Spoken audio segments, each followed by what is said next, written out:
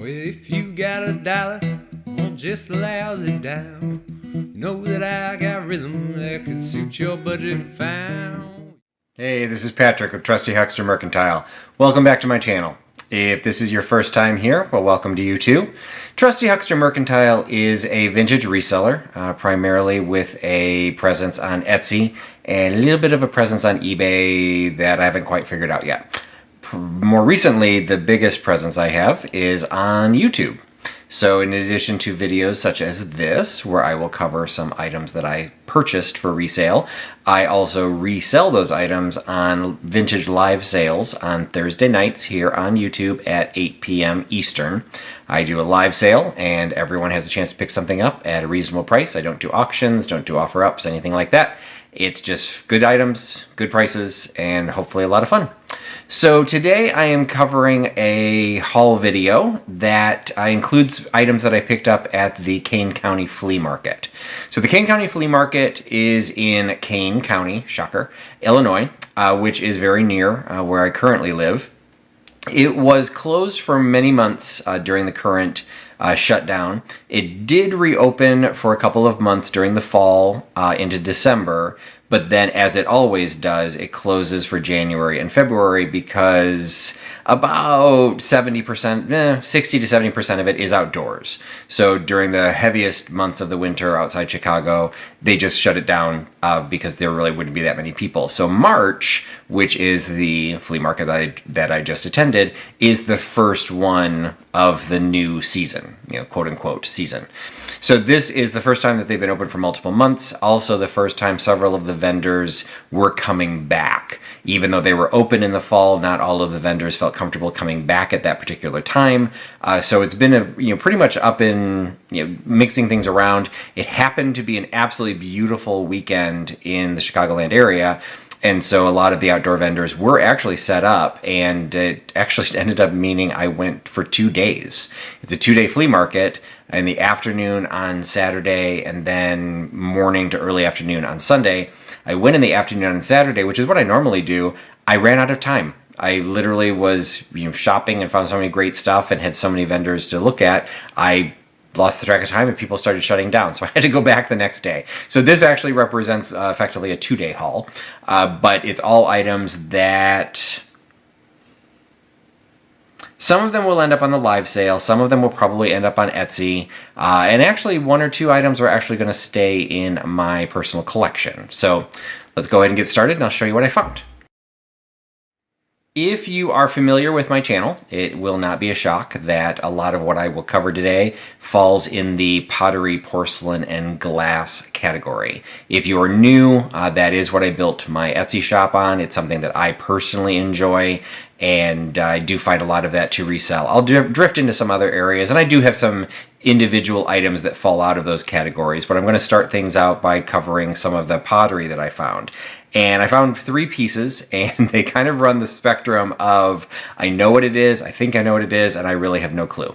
So hoping on the no clue item, you guys might be able to help me out. So the first one is the one that I knew what it was.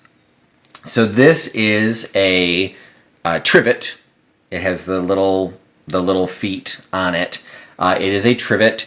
Even from a distance, when I saw this glaze color, this style, the brown ground with kind of like the lighter beige kind of dusted throughout it, I knew at a distance it was Francoma. Francoma is a pottery that I have purchased and resold quite often. It's not the most valuable. There are some valuable pieces, but Francoma is not necessarily the most valuable, but it is known. It is something that people recognize, and it is something that will resell. This one is a little bit different. I didn't know until I really picked it up and started reading it what exactly it was, because it's actually somewhat of an educational piece. It shows Sequoia alphabet, the Cherokee Sequoia alphabet. So it is all of the characters of the Cherokee alphabet on this little trivet. And then on the back it says inventor, teacher, intellectual leader, Sequoia, I'm assuming that means the person Sequoia, created the first written Indian language. His syllabary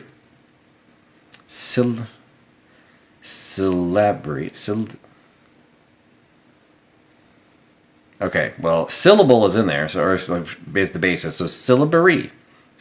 I have never heard that word before. His syllabary, or alphabet, was declared official by the Cherokee Council in 1825. First newspaper was printed in Cherokee in 1828. So this is, I'm assuming, a commemorative piece. It doesn't have a date on it. Clearly it's not from 1828. I doubt it's even from 1928. It's maybe 1978. I do know, and I'll have to do a little bit of digging, this has the red clay on it. And I know at one point Frankoma changed where they were gathering their clay, and it changed the colors. So that might help date it, at least either to pre or post the date of the change. That's actually interesting. I didn't realize it didn't. I assumed it was a commemorative piece, but it is commemorative. It just doesn't say if it's for a particular time. So anyway, it does have the date 1828. It does say Frankoma, and then it does say 7TR, which is how they mark a lot of their pieces. 7, I think, represents 7 inches. I think that's the size across.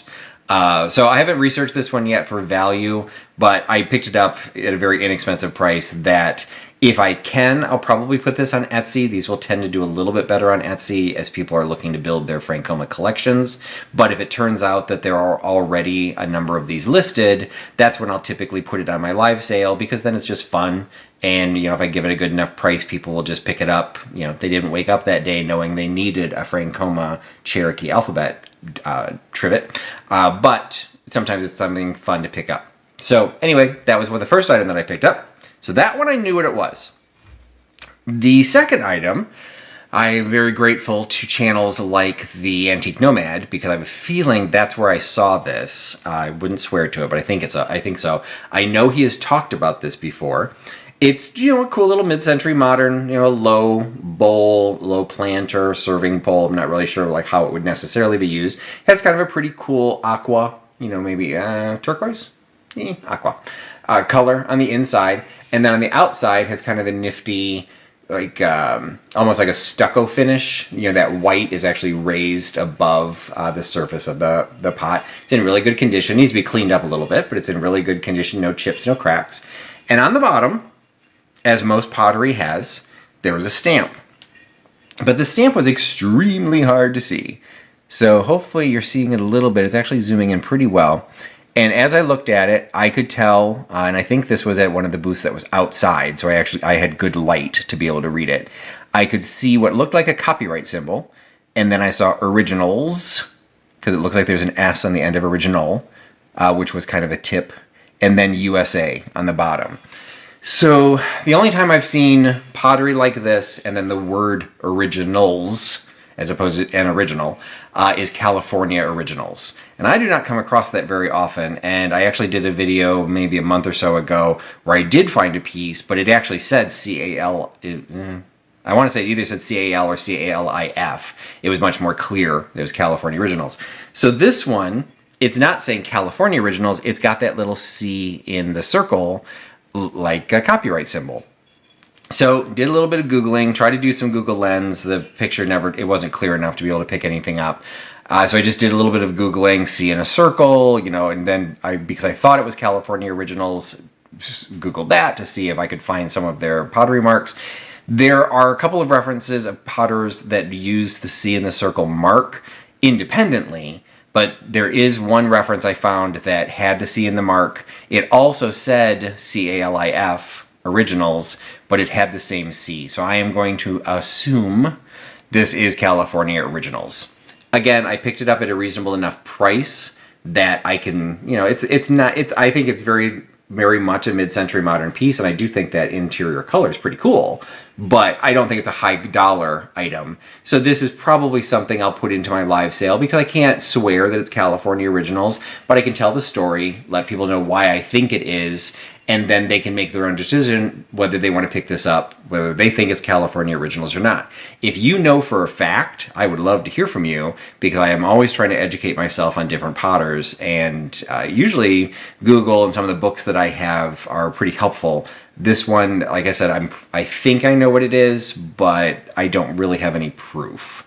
So if you know, I would love to hear it. The last one is a mystery.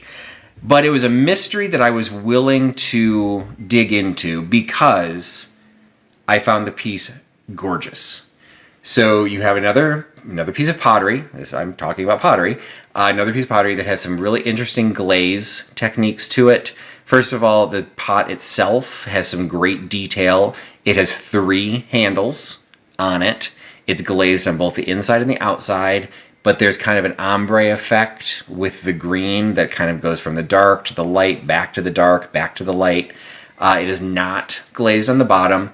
There is a mark, but again, my research failed me. I could not figure out what that mark was. Depending on how I hold it, it kind of looks like 2 L's encircling a U. Because it looks like that center does appear to be independent. So it does appear that that is a U all by itself. And then they look like 2 L's because they just have they have 2 lines. So then they don't connect. So it's not a square. It's not a C because there's no tail. No idea. So I Googled it, Google Lensed it. I did Google Lens on the entire image. There was a couple pieces that came up that said Robinson, the Robinson Ransbottom, the one that's related to it's like done in Roseville, but it's not Roseville. Robinson Ransbottom or something like that. I've seen a couple marks. First of all, those don't look like 2 R's, unless they're lowercase r's. Actually, I literally just thought that. But no, then they're backwards. Now, it kind of had some of the similar glaze and some of the similar lines, but it wasn't similar enough that I felt that this was in that same family. So this is one that I took a little bit of a chance on, because admittedly I paid a little up for this, for being at a flea market for something that I didn't know what it was, but is beautiful. And hopefully I can find a little bit of research to figure out what that is. Maybe it's contemporary. I have no idea. I think it's worth, at least, even if it's from IKEA, it's worth the money that I paid for it. I'm not concerned about recouping my investment, but it would be nice to know if it's something a little bit more special, because the vendor didn't know either. He said he picked it up at a house closeout, and he thought it seemed special, but it was the last day. Toward the end of the day, he was looking to get rid of things so he didn't have to pack them up. So I got a decent price, but not like a Goodwill price. In library stance, I kind of paid up. So we shall see if this was a good idea or not. So one more section that I guess is still technically pottery, but I do kind of feel it lives in its own little subsection, and that is Wedgewood jasperware. Admittedly, I don't carry jasperware all that often. It's fairly plentiful. It's not particularly valuable. And to be honest, some of it is valuable, but I don't necessarily know enough about it to know what to be on the lookout for or what makes one piece more valuable than others.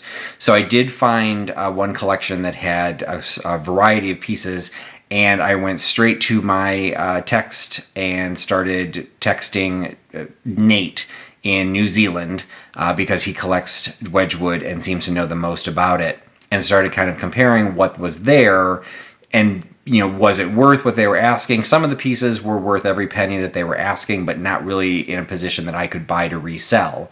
Others, for whatever reason, they had marked them slightly lower. That what we discovered is in New Zealand, certain things were going for very high dollar amounts that really weren't going for that much here. So it took a pretty long period of time to kind of go back and forth and compare comps here in the United States and just general desirability. And I ended up with 3 pieces that I'm pretty excited to be able to offer. The first one is pretty much what most of us probably think of when we think of Wedgewood. It is from the interior design world of the 80s, Wedgewood blue. So it's by definition, it is the lighter colored blue of Wedgewood. This one, luckily, is not an ashtray. It's just a simple, little trinket dish.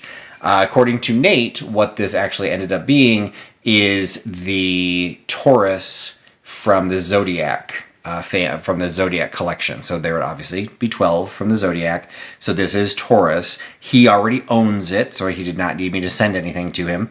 But he said that, the Zodiac ones can be popular because a lot of people will just want to buy their birth year. So if some of it's luck of the draw with who's looking for it. But the reason I went ahead and picked up, and I got the blessing of Sir Nate, is because this one was signed by Lord Wedgewood.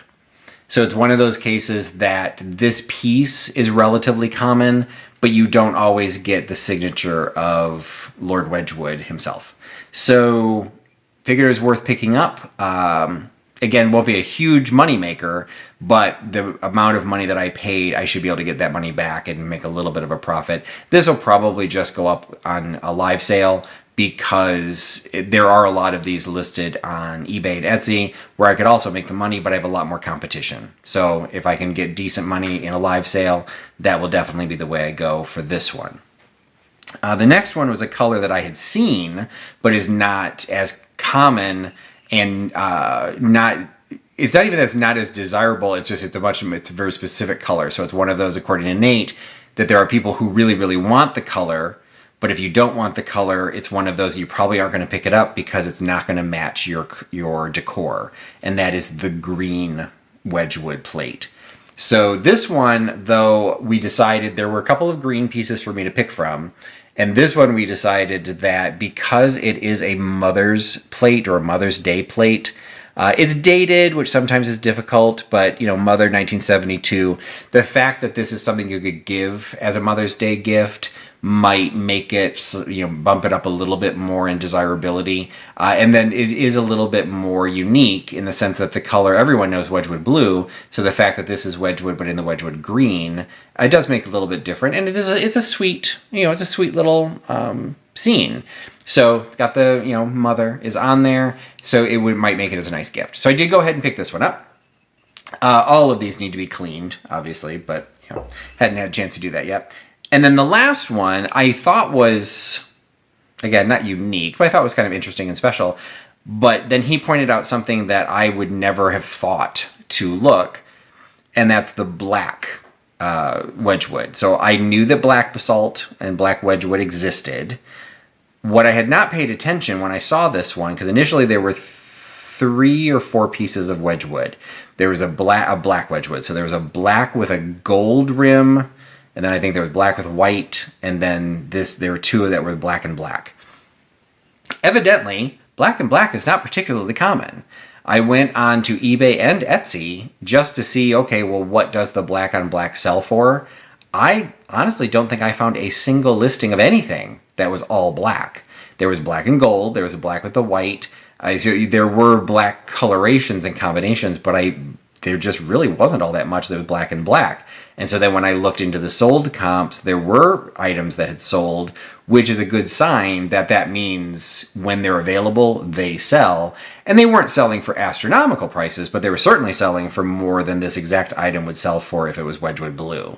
So it is an ashtray, which won't necessarily be to everyone's taste, but this again, per Sir Nate, this is something that, probably I should put on Etsy because it is going to have the demand of a much broader the collectability of Wedgewood itself, that they're just looking for the black on black because it just doesn't seem to come up that often. So I haven't decided what I'm going to do with it, but because I don't want to have an entire sale of Wedgewood, so this one might end up going on to Etsy and the other 2 going into the live sale. We shall see, but it was kind of fun trying to figure it out, learning a lot as I was going, and it was just great hearing from Nate. He's so knowledgeable about the subject that he was just sharing things that I wouldn't have even thought to consider. So thank you, Nate. I've got the items, and now we'll figure out what I end up doing with them.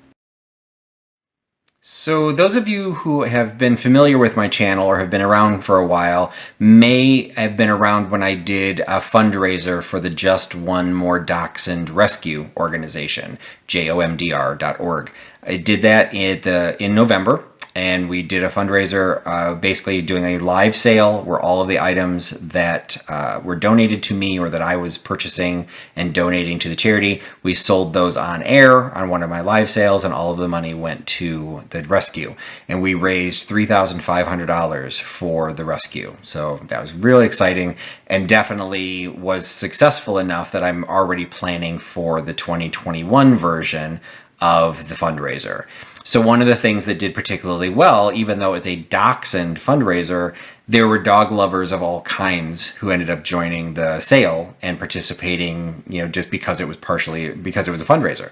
So when I find items throughout the year or in the last couple of months, when I find something that I think will work well for a fundraiser, I go ahead and pick it up. It'll get put into storage, and I'll bring it back out in November.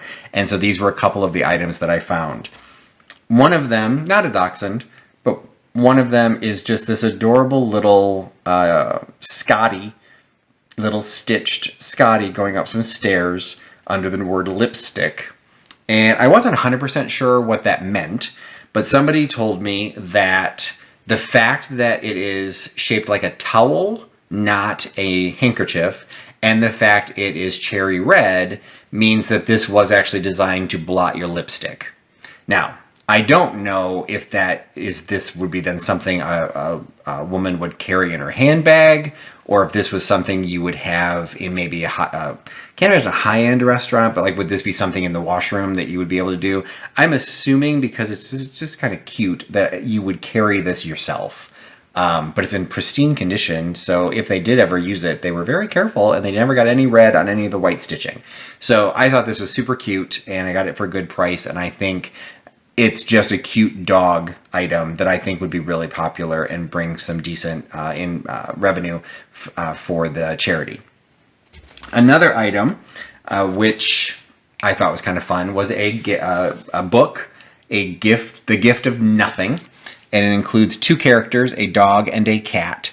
And it won't spoil the book, but it's all about giving the gift of nothing. Which, I'm sorry, it seems like something a cat would do, but regardless, this is a first edition. So the book by itself was just kind of sitting there, didn't really think anything special of it, flipped through it. The illustrations are kind of cute. That's the way the animals are drawn. So the illustrations are just kind of cute, and there is a little story that goes along with it. It's a kid's book. But it is a first edition. So I was able to pick it up fairly inexpensively, that I think just for the illustration purposes alone, or if you happen to have a dog or a cat that looks kind of like that, it'll just be a fun little item to have as something else small for the fundraiser. So I will donate this to the fundraiser and sell it in November. I did actually find a dachshund, and this is him. And I do think he's a dachshund, but he could be a basset hound, because his snout looks a little long. But I think he's designed to be a dachshund because he's got a little tail. And basset hounds would have a long tail. Although I think dachshunds have long tails too, now that I think about it. Okay, I don't know what he is. But I thought he was cute. He's got the long body. Definitely of the dachshund wiener dog, milieu. So I definitely picked him up. He will also be part. I don't think he's necessarily all that old. There's no labels. There's no any individual markings on him. But he's still pretty cute, and I do like him. But the last item I was actually really excited to find, because it's just a cool item all by itself. It's a single bookend, which initially this would have been part of a pair. But people use individual bookends all the time. You just, put the books up against the side of the bookcase and then this against the other side. It totally works. So it's, I just like the architectural aspect of the big fireplace. I mean, there's just some substance to this, and it's pretty heavy. But look under the chair. You got a dog. So I just thought this was kind of cute. It was not inexpensive, but it wasn't expensive. And so, as I am wont to do, it was marked. So I did the research while I was shopping, and it turns out Armor Bronze sells very, very well, to the tune of hundreds of dollars for many of the pieces as pairs. This one, I believe, last sold as a pair, it was over $100. So I'm thinking, even as an individual, maybe I can get $50 to $75 for this, because it will be for a fundraiser, because it's a cool piece all by itself, but on top of that, it has a dog. So I actually don't know what kind of dog that is. there's his rear end. He's kind of got a furry tail, so I'm not 100% sure. I think I keep running into spaniels, but there's so many types of spaniels, I never know what they are. So like my go-to fake dog is spaniel, so I'm going to say he's a spaniel. But it is just kind of a cool piece. At first I thought he was Santa Claus, to be perfectly honest, but he's not. I like that architectural aspect, the big fireplace. I think it's pretty cool, and it'll be something that I'm happy to put away, because if something like this can bring in 50 to 75 bucks, I'll feel like the fundraiser, again, is going to be super successful. So Nate was not my only phone a friend during my shopping expedition, because I also, and this was just a sheer coincidence, it happened, I came across them in 3 separate locations. I was finding really what I felt were pretty cool albums. And if you're going to talk about albums and you're going to talk about vintage vinyl, the best place to go is Vintage and Vinyl. So I went to Katie.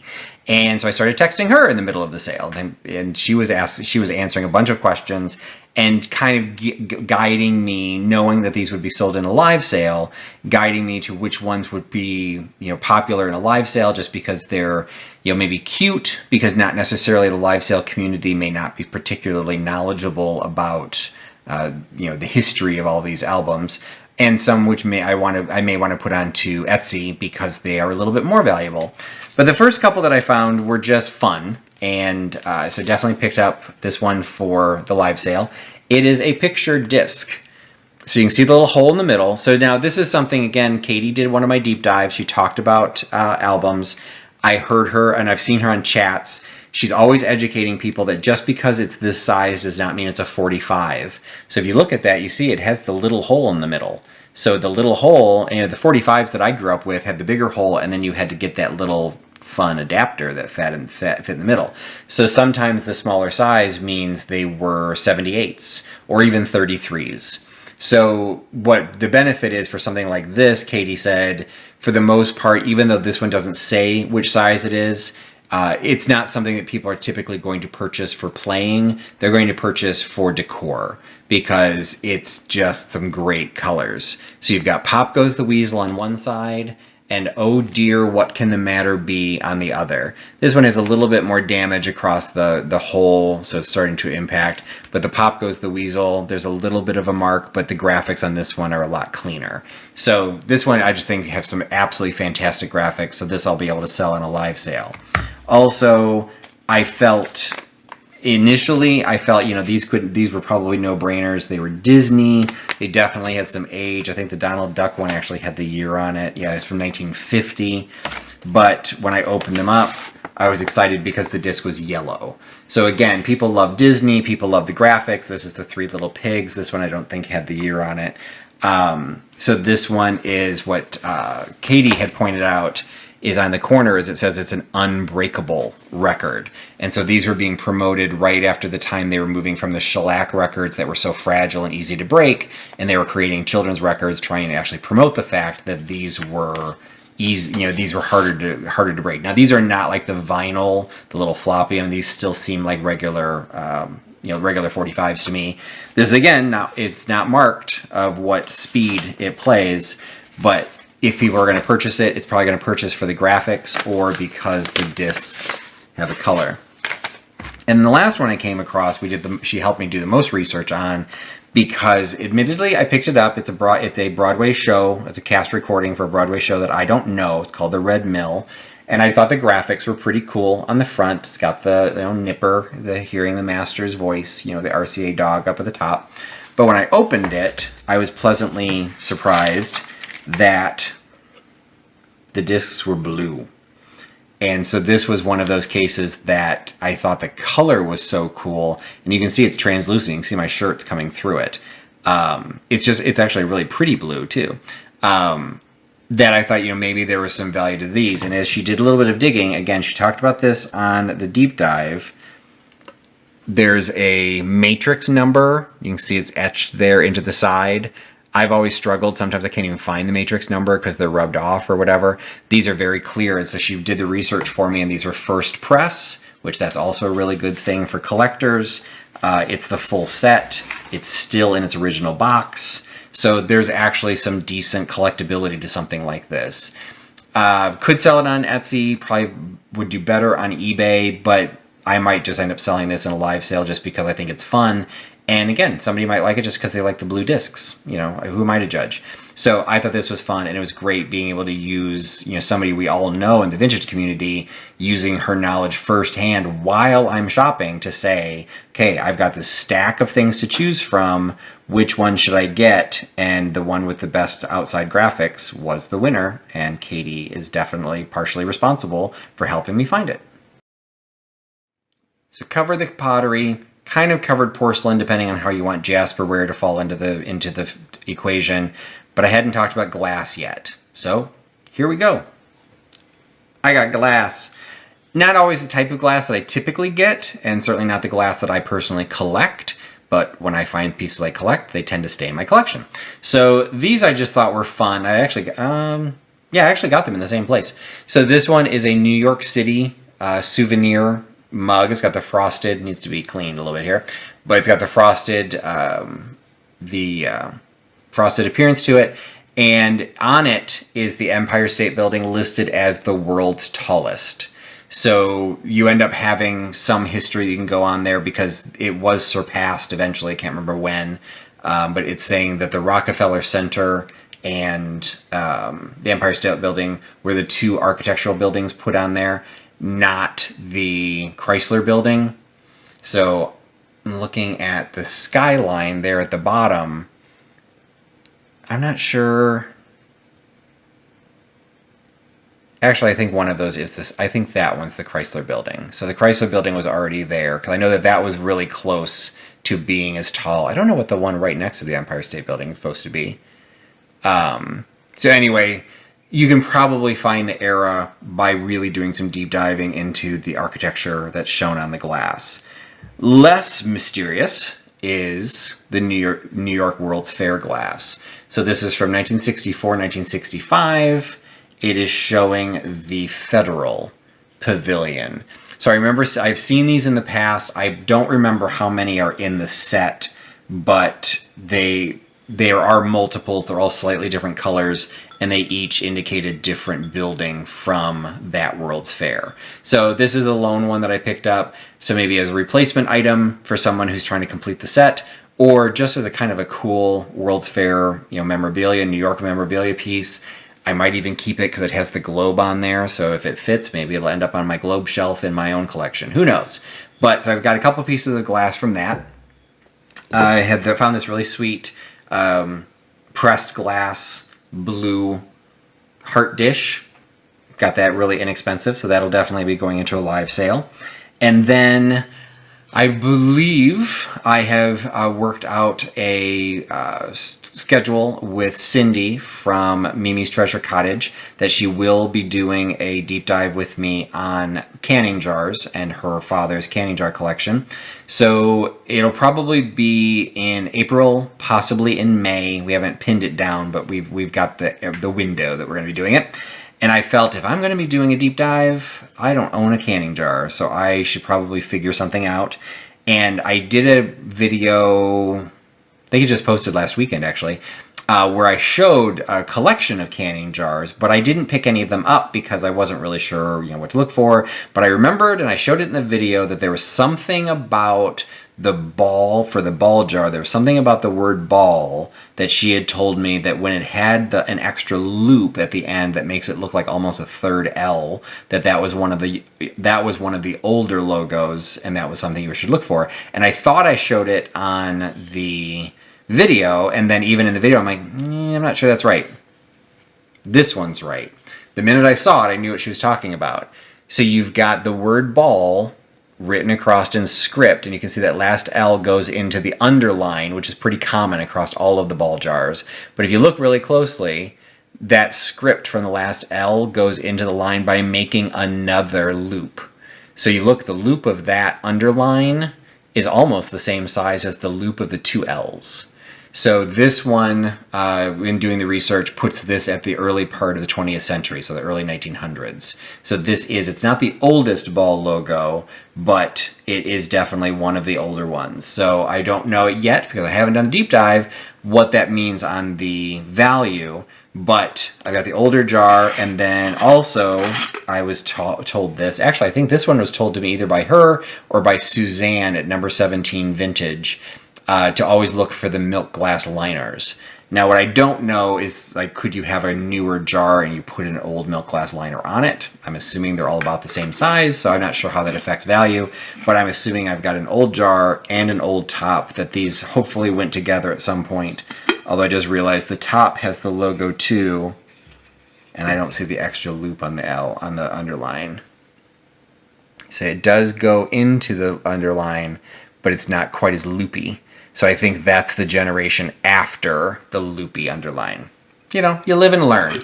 That's why I like to do deep dives. So anyway, so I now actually have a piece of glass for once, if, and hopefully not if, when I do a deep dive with Cyndi from Mimi's Treasure Cottage. I'll have my own example, so when she starts talking about her collection, I will know, you know, where my collection fits in, and I get everyone a better idea of value, popularity, collectability, etc.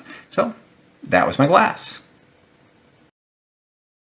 So I'm going to stop with that. I actually did get a few other pieces. Some I still need to research. Some are just small, inexpensive things that might even just go into my mystery boxes. Who knows? I had a great time. First day I went with some friends. Second day I went by myself and really focused. And both days I got some great items, and it was beautiful weather. It was, you know, sunny. It wasn't quite warm, but it felt warm in a Chicago kind of way. And it was just nice to be able to do something that hadn't even existed, not because of the current situation, but, you know, just hadn't even been running for the last couple of months. It meant that a lot of those vendors just had some really good stuff. It's a really good time to go because they've, you know, been going through the winter. They haven't had other shows that they can go to, so they were just as excited as we were to be there, and they really were making some deals. One item that I wish I had bought, but you know, it's the pieces you say no to that you remember the most. But regardless, I had a lot of fun. Kane County Flea Market in Kane County, Illinois. I think technically it's considered St. Charles, Illinois, which is also home to the Naked Whittler, who made one of my pens. But anyway, thank you for joining me, and I hope you enjoyed it. As I said, a lot of the items will be going into live sale or possibly into Etsy. But as with any of my haul videos, if you see something that you like, drop me a note, and if I don't have to take photos of it and I don't have to store it for one of my upcoming live sales, I'll make you a deal. And I'm just, you know, I want to flip it to somebody else. And if you're going to give it a good home, that'll make me just as happy as being able to sell it live. So let me know, drop me a note, give me a comment in the chat. And if you've gotten this far and you're not a subscriber, well, thank you.